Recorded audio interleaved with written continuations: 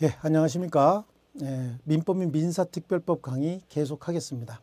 자, 이번 시간에는 우리 소유권에 관한 내용이죠. 자, 소유권의 개념, 이 사실은 물권료의 출발은 소유권이에요. 이 소유권은 어떤 물건에 대한 사용 수익 처분권을 통합해서 소유권이다 이렇게 얘기합니다. 사용 수익 처분권이죠. 물건에 대한 사용 수익 처분권이죠.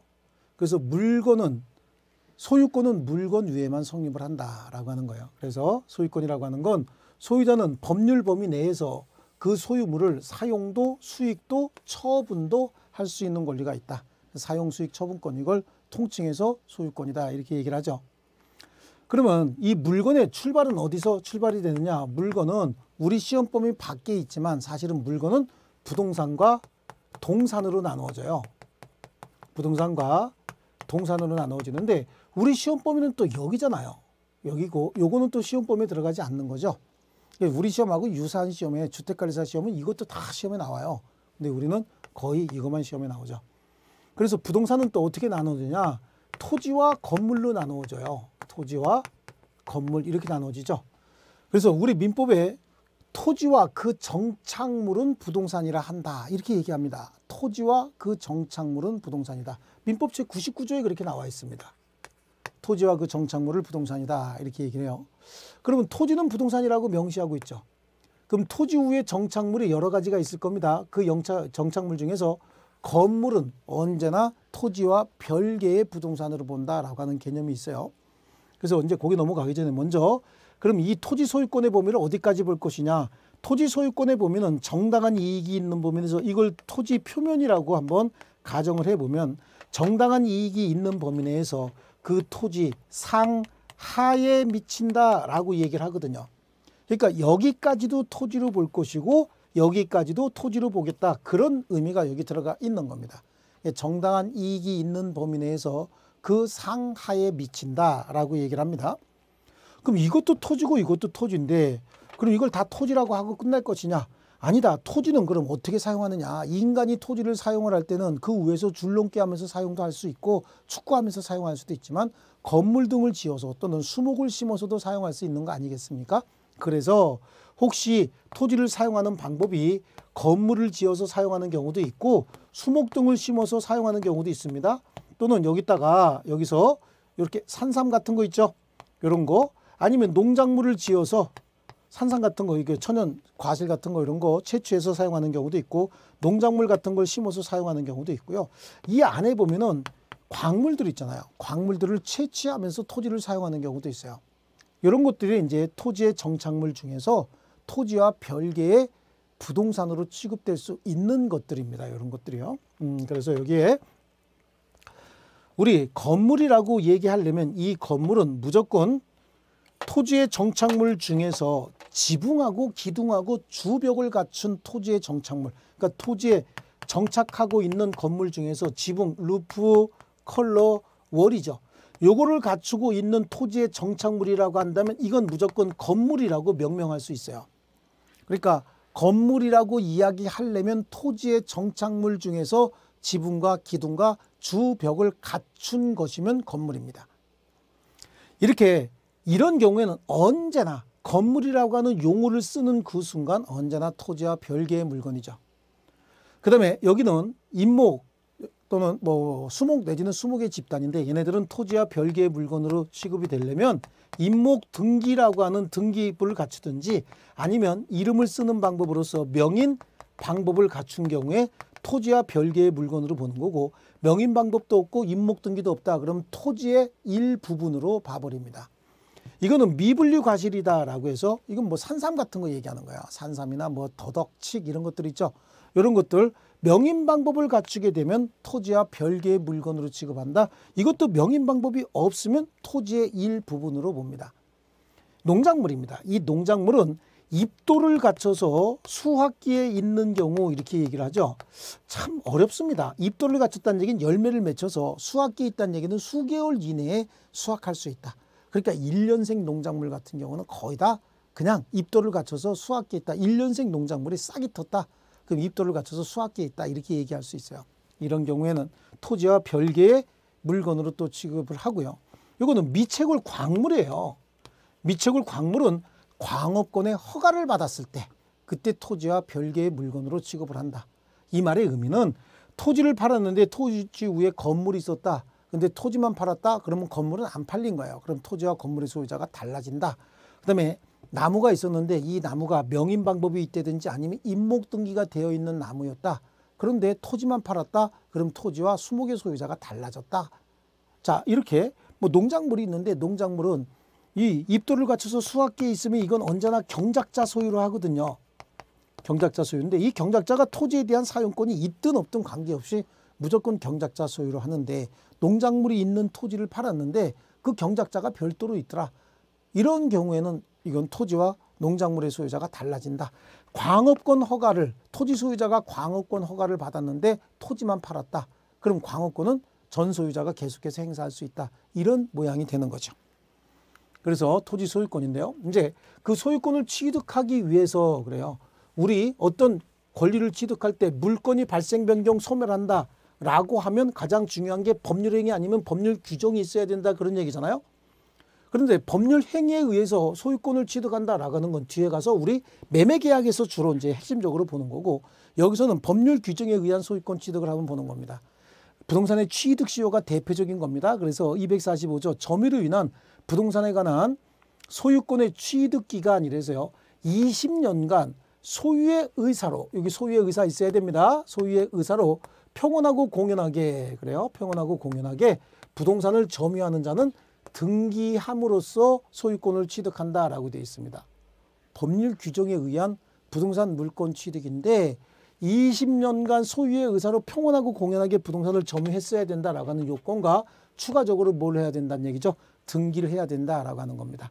자, 요 내용을 설명을 드리면 갑소유 부동산을 어찌된 일인지 을이 목적물을 점유하고 있어요. 소유의 의사로 자주 점유했다. 평온하고 공연하게 점유가 시작이 돼서 20년이 됐다라고 하면 20년 되는 순간 소유자가 된다는 뜻이 아니에요. 20년이 돼도 얘한테 등기 청구를 해서 소유권 이전 등기를 받아야 그때 소유자가 된다는 얘기죠. 여기서 가장 중요한 개념은 이런 개념이기 때문에 앞으로 이제 계속해서 공부할 것이고 이건 굉장히 어려운 부분에 들어가지만 제일 중요한 건 20년 경과 당시 점유자가 20년 경과 당시 소유자에게 등기 청구할 수 있는 거예요. 그러니까 가장 중요한 건 20년 경과 당시 소유자가 누구고 20년 경과 당시 점유자가 누구냐 이걸 찾아내야 됩니다. 그래서 여기서는 이게 지금 핵심 내용인 거예요.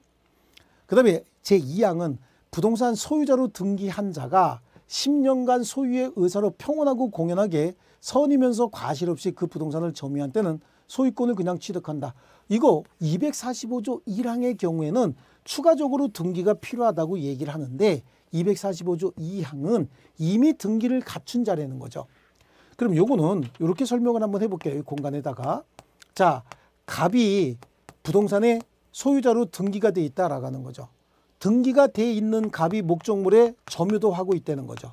이때 이 점유가 소유의 의사로 점유해야 되고 평온하고 공연하게 점유해야 된다라고 하는데 이거는 제1항하고 똑같죠. 근데 추가되는 게 뭡니까? 선의로서 과실 없이 선의 무과실로 점유가 시작이 됐다.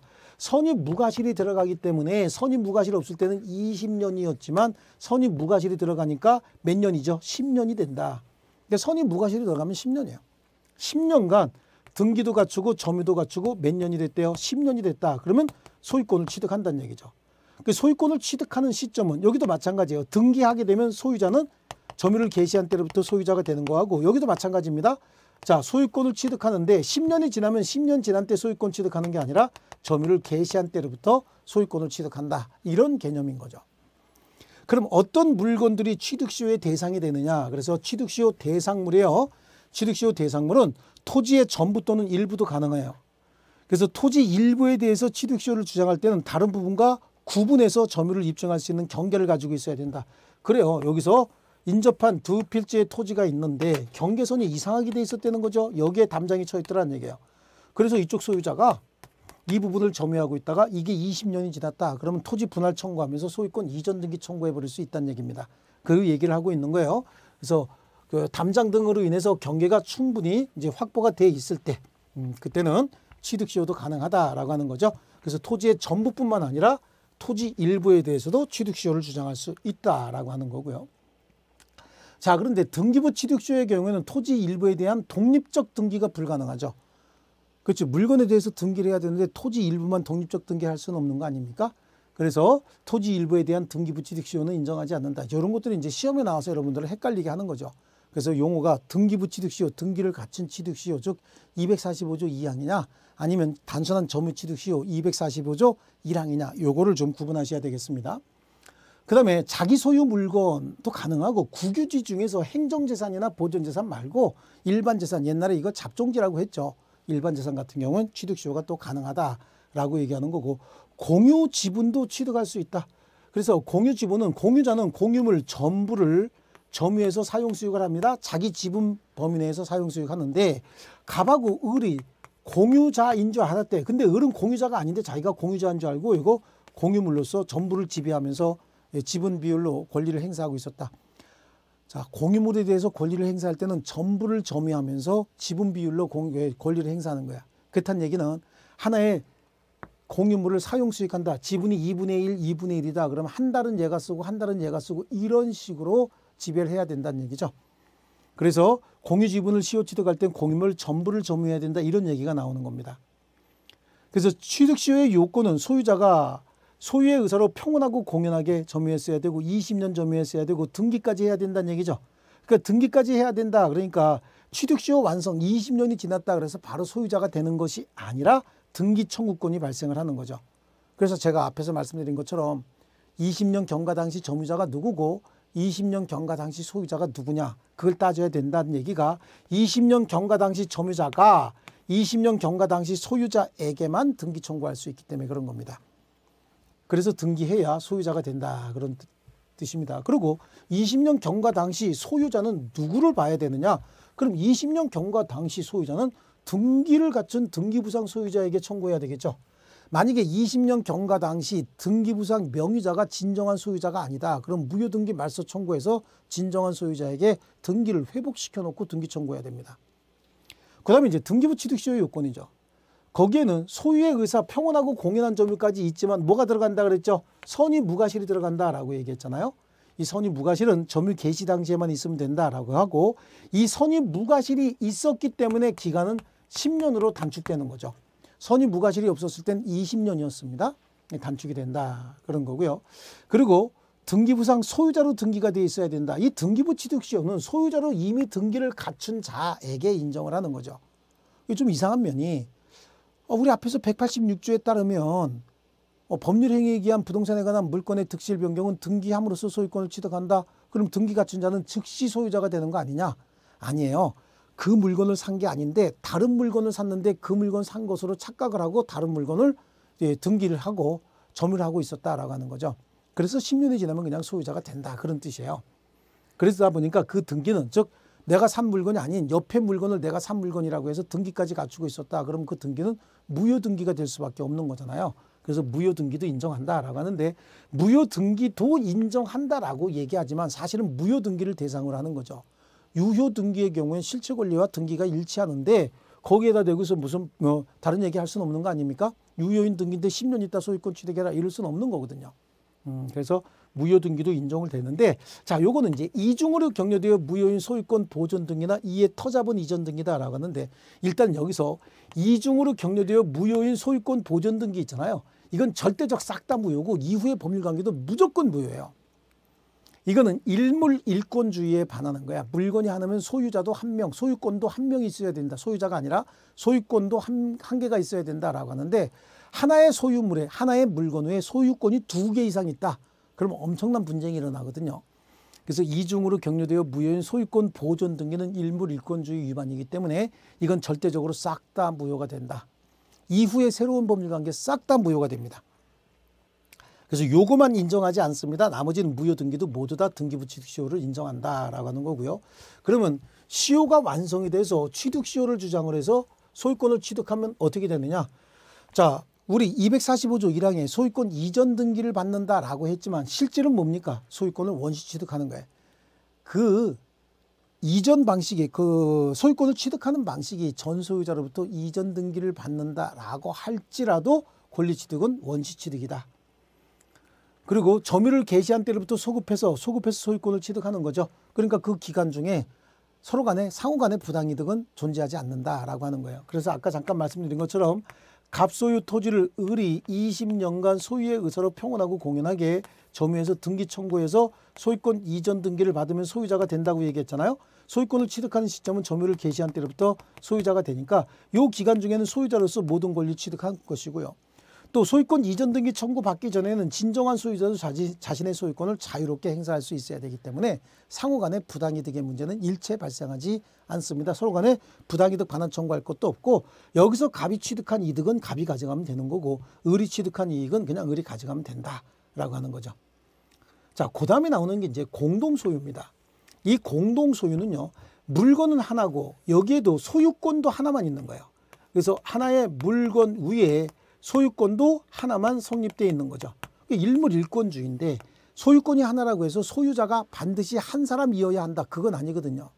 소유권은 하나지만 소유자가 여러 명이 있을 수 있는데 이거를 공동소유다 이렇게 얘기하고 그 소유자의 인적 결합도에 따라서 공유가 있고 다음 페이지 보면 이제 총유, 합유 이런 것도 있는데 총유, 합유는 이제 뒤에 한참 뒤에 나오죠. 총유도 합유도 진짜 한참 뒤에 나오는데 통상적으로 뭐죠? 공유다라고 하는 거죠. 우리가 가지고 있는 게 공유인데 이 공유는요. 하나의 물건 외에 하나의 소유권을 여러 사람이 지분으로 나눠 있는 거죠. 3분의 1, 3분의 1, 3분의 1씩 세 사람이 가지고 있다. 이걸 이제 공유다라고 하는데 그러면 하나의 물건 외에 갑을 병 세 사람이 3분의 1씩의 지분을 가지고 공유물을 공유하고 있다. 그럼 얘네들이 갑이 물건을 사용할 때도 물건 전부를 사용합니다. 그 대신 한 달 중에 10일만 써야 되겠죠. 을이 물건을 사용할 때도 공유물 전부를 사용합니다. 한 달 중에 10일. 그러니까 얘가 1일부터 10일까지는 또 11일부터 20일까지는 을이 또 21일부터 30일까지는 병이 이렇게 사용하는 거죠. 또 여기서 31일이 있으면 어떡합니까? 그건 시간으로 또 나누면 되는 겁니다. 그래서 공유물 전부를 지분 비율로 사용 수익하고 그다음 그 대신 요거 유지보수 관리 비용도 지분 비율로 취득하는 거죠. 자, 공유자의 권리는요. 공유자는 소유자입니다. 소유자이기 때문에 방해 재고 청구권 행사할 수 있다라고 하는 거고요. 또 보존행위도 여러 가지 각자 단독으로 보존행위도 할 수 있습니다. 여기에 관리행위는 사용수익 방법을 정하는 행위를 관리행위다라고 하는데 사용수익 방법은 공유자 중 어떤 사람이 그래 우리 이렇게 사용하자라고 정하는 거 한 사람은 이쪽 사용하고 한 사람은 이쪽 사용하자라고 정하는 거 이것도 다 관리행위예요. 그래서 지분의 과반수로 관리행위는 과알리행위이기 때문에 지분의 과반수를 결정한다라고 하는 거고 처분 변경은 공유물 팔자는 얘기예요. 공유물 이렇게 성토해서 이렇게 만들자 뭐 이런 모습이죠. 이런 거 처분 변경은 권리 자체를 바꾸는 거기 때문에 공유자 전원의 동의가 필요하다 이렇게 얘기를 하고요. 공유물은 서로 공유관계 공유자들이 공유하다가 공유물 우리 분할하자 이렇게 해서 나누자 이렇게 나눌 수도 있잖아요. 나누자라고 하는데 이것도 협의에 의해서 분할할 수도 있고 협의가 성립되지 않으면 재판으로 분할할 수도 있습니다. 그래서 분할의 모습은 똑같아요. 분할의 모습은 현물 분할, 대금 분할, 가격 배상이죠. 재판상 분할도 현물 분할을 원칙으로 하되 대금 분할이나 가격 배상도 가능한데 기본적인 차이는 이거는 법률 행위에 의한 부동산 물건의 변동이라고 보는 거고 이 토지 같으면요. 이거는 재판상 분할은 법률 규정에 의한 법원 판결에 의해서 바뀌는 거기 때문에 이거는 분할 등기해야 효력이 발생하고 이건 분할 등기하지 않아도 분할의 효력이 발생한다. 뭐 그런 정도인데 그냥 들어둔 것으로 너무 깊이 들어가지 마시고 여기저기 찾아보지 마세요. 여기 정도로 하시고 우리 기본소에 설명 잘 나와 있으니까 기본소에 있는 설명 가지고 나중에 기본소 할 때 설명을 추가적으로 드리겠습니다. 합유다라고 하는 거예요. 합유는 조합의 재산 소유 형태다라고 하는데 이 조합이라고 하는 건 그냥 우리가 알고 있는 농업협동조합 뭐 이런 것들은 다 법인이에요. 법인으로 해놓은 거고 사실은 재건축조합, 재개발조합 이런 것들이 있잖아요. 재건축조합이나 재개발조합 이런 데들은 공동사업 목적을 달성하기 위해서 상호간의 계약을 체결했다. 그럼 그네들의 재산 소유 형태를 합의로 해야 되는데 재건축조합이나 재개발조합 같은 경우는 총유재산으로 또 별도의 권리관계가 있어서 총유재산으로 이렇게 분리해 놓은 거예요. 그럼 합의는 뭐냐? 공동사업 목적을 달성하기 위해서 계약을 체결했다. 굉장히 길다. 그냥 수업 시간에 동업계약을 체결했다. 그럼 그 동업계약 자체를 조합이라고 얘기를 하는 거예요. 그럼 동업자끼리 동업하기 위해서 우리 각출해 놓은 재산, 출해 놓은 재산이 있다. 그러면 그 재산은 상호간에 상호간에 합의로 한다라고 하는 거죠. 그래서 합의재산인데 여기에 공동사업 목적 달성을 위해서 계약을 체결하면 그 계약을 조합이다라고 얘기를 합니다. 그 조합의 재산 소유 형태를 합의다 이렇게 얘기하고 있죠. 그러면 총유는 뭐냐는 얘기죠. 총유는 비법인 사단, 종중이라고 보시면 돼요. 종중. 종중이 재산을 가지고 있다. 아니면 교회가 재산을 가지고 있다라고 하는데 이 총유 재산은 가장 큰 특징이 지분이 없어요. 자, 이렇게 교회에서 재산을 가지고 있다. 아니면 어떤 종중에서 재산을 가지고 있다. 그럼 종중 구성원이 우리 평산신시 문의공파만 해도 50만 명이 됩니다. 50만 명에게 혹시 이건 아니지만 혹시 지분이 있다. 그러면 저도 지분이 있는 거 아닙니까? 그럼 제 지분 등기해야 되겠죠. 지분 등기하게 되면 신의영이 지분이 어떻게 될까요? 50만 분의 1이 될 거 아니겠습니까? 50만 이렇게 써야 되겠네요. 쓰고 있는데 한 명 죽었다 그러면 어떻게 됩니까? 49만 9,999 쓰는데 쌍둥이 태어났다. 그럼 또 50만 1 이렇게 쓰고 나니까 또 하나 태어났답니다. 이거 매일 바꿔야 되는 거예요. 그러다 보니까 지분을 인정하지 않는다. 지분이 없기 때문에 그 구성원은 지분을 처분할 수도 없고 지분이 있어야 분할을 청구할 수 있는데 그 분할 청구도 허용할 수가 없다. 지분이 없어서 그런 겁니다. 그래서 분할 청구도 허용되지 않는다라고 하는 게 총유재산의 특징이고, 자, 지금 우리 그저 그냥 입문과정입니다. 기초과정이니까 아 이런 내용을 공부하겠구나라고 하는 내용만 맛만 보고 넘어가는 거라고 생각을 하시면 되겠습니다. 자, 그 다음에 나오는 게 제한물권이죠.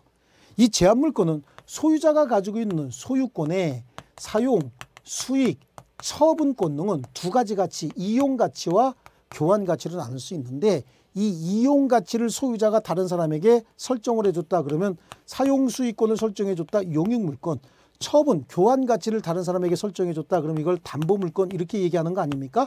그래서 여기서 용익물권은 세 가지가 있어요. 토지에 대한 지상권, 또 토지에 대한 권리인데 이건 비배타적 공용권이다라고 해서 지역권, 이거는 본질적인 물건이기 때문에 배타적 토지 사용권, 지상권, 비배타적 공용권, 지역권, 토지 및 건물에 대한 전세권, 이 전세권은 한국에만 있는 고유의 물건이기 때문에 이거는 한 문제 정도가 꼭 나오는 겁니다. 그래서 지상권은 지상물을 소유하기 위해서 타인의 토지를 사용하는 권리를 지상권이다 이렇게 얘기합니다. 지상물을 소유한다는 얘기는 이렇게 토지가 있으면 이 토지는 내 토지는 아니에요. 지상권자 토지는 아닙니다. 제 거라고 얘기하면 내 토지는 아닌데 내가 갑으로부터 사용수익권을 먼저 신의영이가 취득을 하고 그 다음에 지상에 건물을 짓는 데든지 수목을 심는 데든지 기타 공작물 같은 거를 만들 수 있다 그런 얘기죠. 그러면 토지에 대한 사용권을 가진 신의영이가 지상 건물에 대한 소유권, 지상 수목에 대한 소유권, 지상 또 기타 물건에 대한 소유권을 갖게 된다. 그러니까 신의영이가 돈 많이 들여서 이런 걸 만들었다라고 하면 사용기간이 굉장히 길어야 될 겁니다. 그러니까 임대차로 해결하지 않고 지상권으로 해결하고 또 이 권리도 확실하게 보장이 돼야 되기 때문에 등기까지 해주는 거예요. 그래서 지상권이 이런 거다라고 해서 지상물을 소유하기 위해서 타인의 토지를 사용하는 권리를 지상권이다 이렇게 얘기를 합니다. 모든 물권의 발생, 변경, 소멸, 모든 채권의 발생, 변경, 소멸은 둘 중에 하나입니다. 법률행위 아니면 법률 규정이죠. 그러면 지상권도 지상권 설정 계약과 그에 관한 등기를 해야 성립하는 겁니다. 지료는 약정해도 되고 안 해도 된다. 그러니까 무상의 지상권도 설정할 수도 있다. 그런 얘기고요. 지상권자도 물권자이기 때문에 지상에다가 건물을 이렇게 지어서 가지고 있다가 지상권 존속기간이 만료가 되는데 건물이 현존하고 있습니다. 그럼 이 건물을 어떻게 처리할 것이냐. 그래서 지상권자에게 지상물 매수 청구권이 인정이 되는데 이 지상물 매수 청구권은 형성권이기 때문에 지상권자가 지상물 매수 청구를 하게 되면 그 바로 매매 계약이 성립한다라고 하는 내용이 있어요. 이거 너무 구체적으로 하면 지금 우리 현재 공부하고 있는 범위를 초과하는 걸로 볼 수 있어요. 그러니까 그냥 여기 지상물 매수 청구권 행사에서 토지에 대한 사용수익 기간이 끝나면 이 지상 건물 같은 거 지상물 매수 청구권으로 해결한다라고 하는 정도만 보고 지상물 매수 청구권 행사하게 되면 바로 매매 계약이 성립한다. 뭐 그런 정도로 정리를 하겠습니다. 자, 그런 거고요. 뭐 지상물의 현황 뭐 이런 것들은 그냥 우리 본 수업에 하기로 하고요. 자, 쉬었다가 다음 시간에는 지역권, 용익물권 중에 하나인 지역권에 관해서 계속 공부하도록 하겠습니다. 자, 수고하셨습니다.